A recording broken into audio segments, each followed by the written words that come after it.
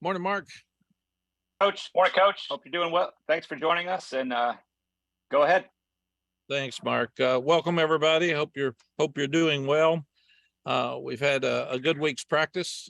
What you do in coaching is you have a 24-hour rule, and you look at what happened in the ball game on Saturday and then again Sunday, and you review it, and then you go out and try to make corrections on Sunday afternoon. We always have a family dinner with all the players, and all the families come, win or lose, on Sunday night, and then you move to the next game. And that's what you do as a coach, what you do as a player. So offensively, we need to stay sharp, continue to improving. You worry that they've been bragged on so much that they'll be complacent, and there's a bad game coming. And that happened to us last year, and it hasn't happened yet this year, but I don't think the offense has looked as sharp this week as they have the previous 2 weeks. So I'm a little concerned about them. There's a lot of youth in that group, and they need to wake up and grow up, and you're only as good as your last play. And really you are what you put on video. So we've got to continue to be more consistent in our running game, especially on the road. I didn't like some of it on Saturday. And we gave up 3 sacks in the first half, and we hadn't been doing that. So offensively, we need to continue to get better. We can't just walk around and act like everything's okay. When you're dealing with young people in college football, nothing's ever okay. You're always fixing everything. And 1 minute doesn't lead to the next. As I've said, I used to think if you just get better each week, what you do is you try to win each week. And that's it, because you're going to be inconsistent in some areas, and you're going to go up and you're going to go down, and you never know who's going to show up. That's the reason college football is so exciting and what it is. And it's crazy. And I think that's why people like it so much, and why it's hard to coach. Defense, they practiced hard. We got to continue to build their confidence back, because they obviously had an awful fourth quarter. So what you do is they've been up and down, and you go back as a coach and you take the good things they've done, which nobody talks about, and you show them you're capable of this, and this can be who you are. And here's when you did well, and here's why you did well. Then you take all the explosive plays we've given up in 2 weeks and show them here are things that are unacceptable, and here's why we didn't make those plays. And it's not about anything other than you making a play.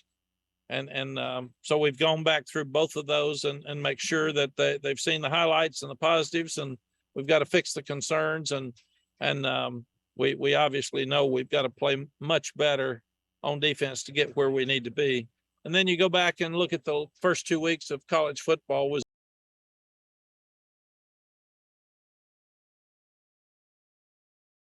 won and lost because of kicking game. So many. And you don't get to practice your kicking game live. And that's why you see so many things that happen early that are bad. But Clemson blocks 2 Georgia Tech punts, and that's a tight game. South Carolina blocks 2 Georgia State punts, and that's a tight game in the late third quarter. Georgia Tech or LSU and Florida State ends up being LSU drops 2 punts. They have a field goal blocked. They have an extra point blocked. They have an unsportsmanlike penalty on kickoff return, which really hurt them. So kicking game has got to be good for you to have a great team, and it's got to be consistent. And ours was the first week, and it wasn't the second week. And to win on the road, you've got to run the ball. You got to stop the run, which is amazing. We didn't do either well last week.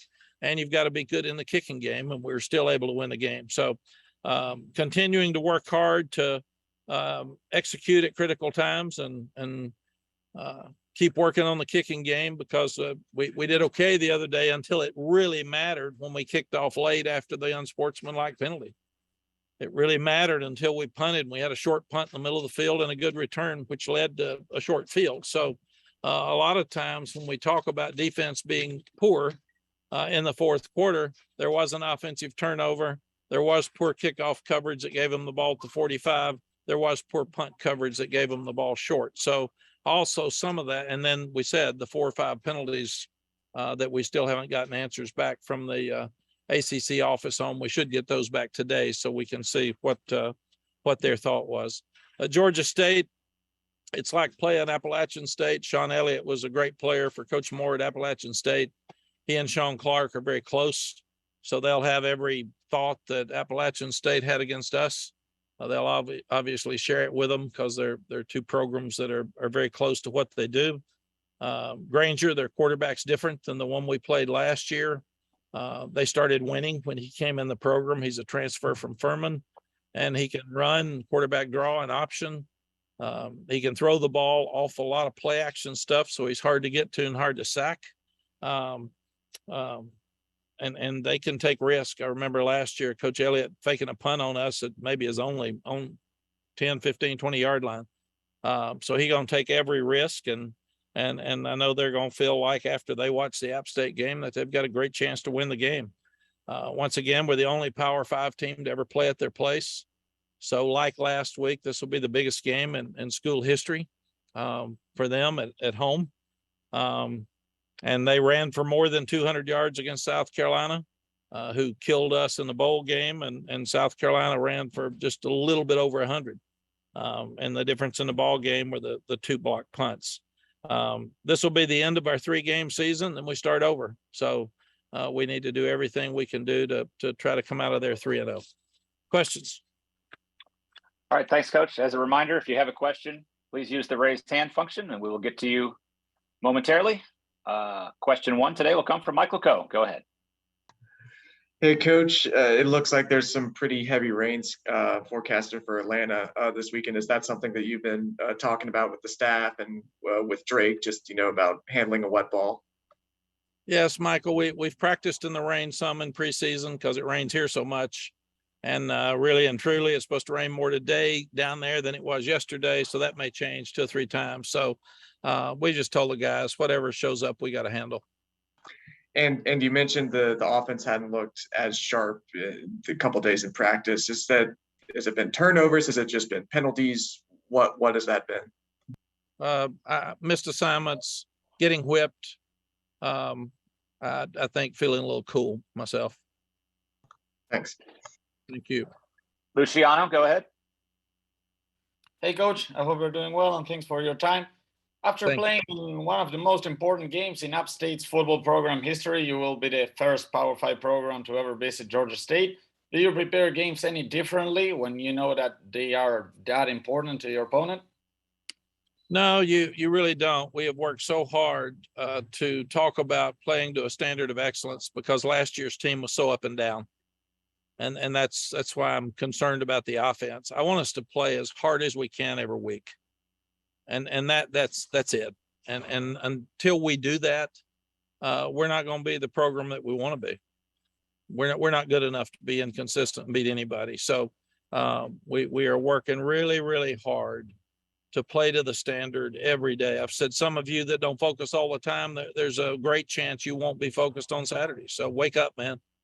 Start controlling your mind and understand now that this is important. And the most important thing is to become 3-0. Andrew Jones, go ahead. Hey, Coach, with what you're talking about, the offense having sort of a difficult week this week, how much, with all the youth that it has, how much of that is just part of the process, part of it, learning how to not be that way after having some early success? Yeah. And I probably stated it wrong. This will be the theme of the press conference, and I didn't mean it to be. They haven't been as sharp as they've been. They've still tried. They're still working.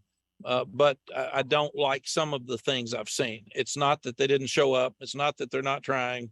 And it's not that they've had awful practice. So let's don't make that the theme. But they need to play well, and they are young and they're inexperienced, and they got to grow up if they want to have a great season and play old. And part of growing up is playing at the standard that you're talking about. So that's that's what I took from what you were saying. It's more just that standard and learning how to be like that every week, regardless of what you're coming off of and regardless of what you're going into. Yes. And same thing with the defense in the 4th quarter on Saturday. The standard of excellence was played on the 2nd and 3rd quarter. Why didn't we play it in the 4th? And coaches, if we got tired, then we got to start bringing in some other players.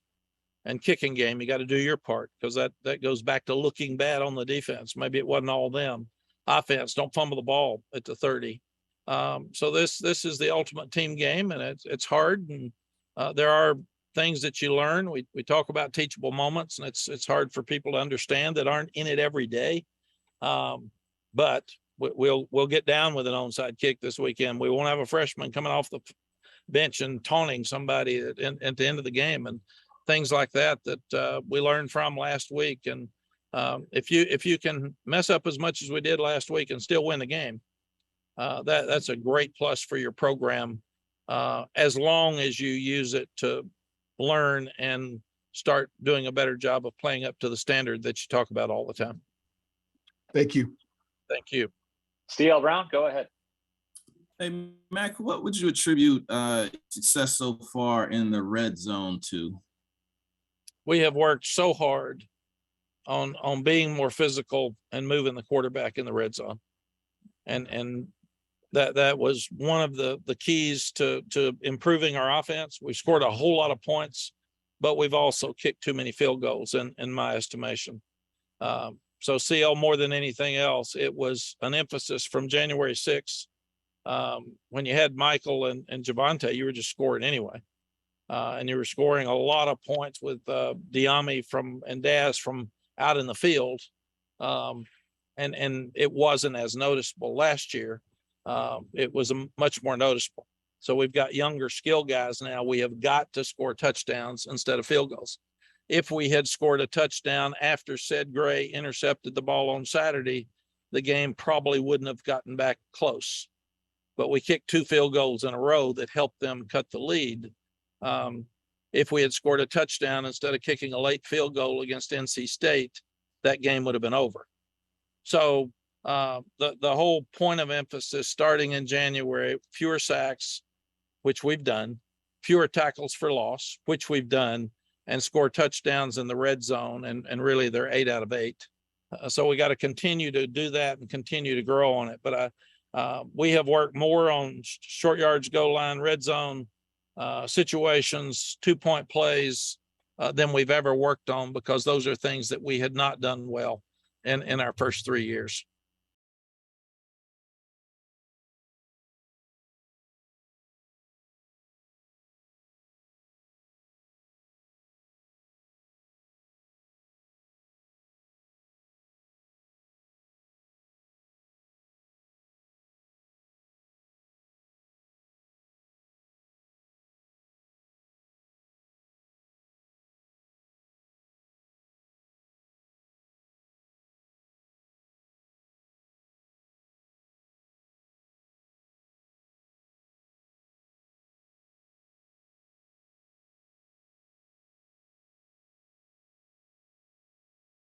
Antoine Green and you lose Josh Downs, then you just start throwing the ball to the open guy instead of having a favorite target. And that's healthy for an offense sometimes. And then when we get those guys back and Antoine Green is progressing, I'm really excited about the possibilities of him being on time with his coming back after his injury. So I'm excited for him. And then same thing with Josh. When we get those 2 guys back at full speed, plus adding all these other targets, we have a chance to even be better. Thank you. Thank you. JB Ricks, go ahead. Morning, Matt. Appreciate you taking out the time as always. I'm just curious about you and your coaching tactics this week when it comes to the defense. Are you laying off a little bit more, or are you kind of being a little bit more hands-on to see if we can improve upon, giving up 61 points, 40 in the fourth quarter? What's your coaching tactics this week with the defense? JB, I went through that earlier, and you probably were not on here, so I'll go back and touch it again. Basically, what you do is you take all the good things that they've done for 2 weeks, and you show them those things, and you show them why they did it. And then you take the explosive plays that happened the first week and Saturday and show them why it didn't work, and tell them that you are what you see on video. So don't be sensitive because we gave up too many points. Fix it. And you've just got to fix it. And you've got to fix it as coaches, and you've got to fix it as players. And also when somebody doesn't do something well in our business, these are young people that read the internet and they know how critical people are. And that's usually the best motivator you can have when somebody's beating you up and talking about how awful you were. Then you want to prove them wrong and you go back to work. And conversely, on offense, what I talked about, when somebody's bragging about you scored 56 and 63 points in 2 games, which just doesn't happen anywhere else in the country. You go back and look at it, and now everybody's bragging on them, so everybody forgets them and just brags on them, lets them go, and everybody beats up the defense. So it motivates the defense more that way too. So we have to have a real balance with kids. There's mental health involved. You get kids that are beaten down by everybody, then you can't just beat them down because that doesn't help. You got to pick them up. And my theory has always been when somebody's getting beaten down and they're struggling, you pick them up, man. You show them how to fix it. You show them what they can do to make life better for them and win games. And when somebody's doing really well and it's easy for them, you get your thumb on them, be really hard on them, and don't let them take a breath, because they know that to continue to improve, which is what all of us want to do to that standard we talk about, they got to work hard and be good every day and just not take it for granted that I'm cool and this thing's going to work. And to follow that up, I know we're only midway through this practice week, but are you seeing anything in particular that's, giving you a little bit of confidence going in to your next game at Georgia State that the defense will improve? Yeah. These kids always practice hard. They're great kids. And what they got to do is make plays. And it's not about effort, because their effort was good. They got behind and came back and played great, and then didn't play great. So it's the inconsistency that's killing us. And that's what we've got to do better. And we're seeing that better, I think, in practice this week. And it's a completely different offense. Georgia State's going to run the ball. They're going to be physical, and they're going to run the option. And we haven't seen the option yet. So we've had to work a lot on the option and option play action this week as well. Thanks, Coach. Good luck Saturday. Thank you. Okay, back over to Luciano. Hey, Coach, just a little follow-up on that. Georgia State ran for 200 yards against South Carolina, including 2 40-yard runs. What stood out the most to you out of your running game, and what are the main adjustments you need to make on your run defense, looking at their style of offense and how much their quarterback runs? You look at what Appalachian State does. They're physical and run the ball, and they run it pretty well against everybody. That's their trademark. Same thing with Georgia State. That their philosophies are very similar. They run a little bit more option. They've got a different type quarterback, but they're going to line up and just be physical and try to beat you down. And with the amount of running yards that we gave up last week, I'm sure they'll just line up and try to run the ball right at us. Thanks, Coach. Okay.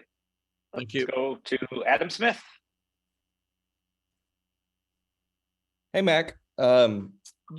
Wanted to ask you just on the sort of the App State, Georgia State theme.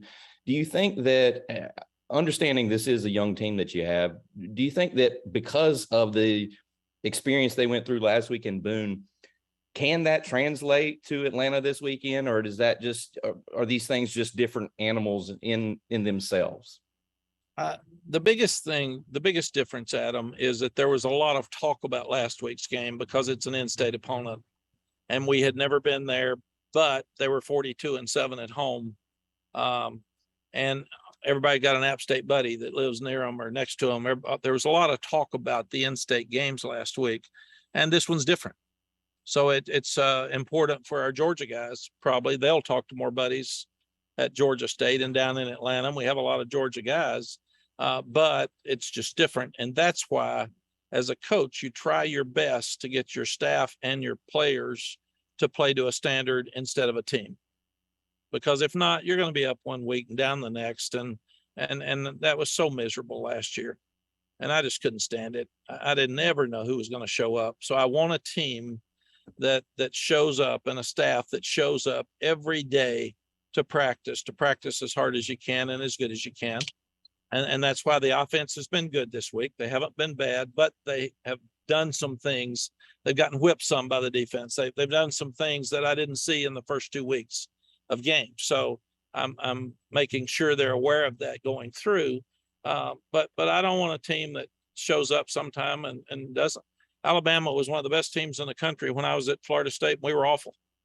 And Coach Bryant was the coach. And we went into Tuscaloosa with no chance to win. I think it ended up being 7-3. And they had to score right in the end of the game to win. So you never know what's going to happen with these games. And it's just it's one of the beauties of the sport, is because there are so many upsets in college football, and upsets in college basketball aren't as glaring because you play so many games. These games are so valuable because we don't play many. We play fewer games than anybody in sports, and that's why each one of them matters so much. I remember Augie Garrido at Texas. He got beat by, I think, Dallas Baptist in his opening baseball game, and his press conference afterward, he said, "What a great experience for us to learn.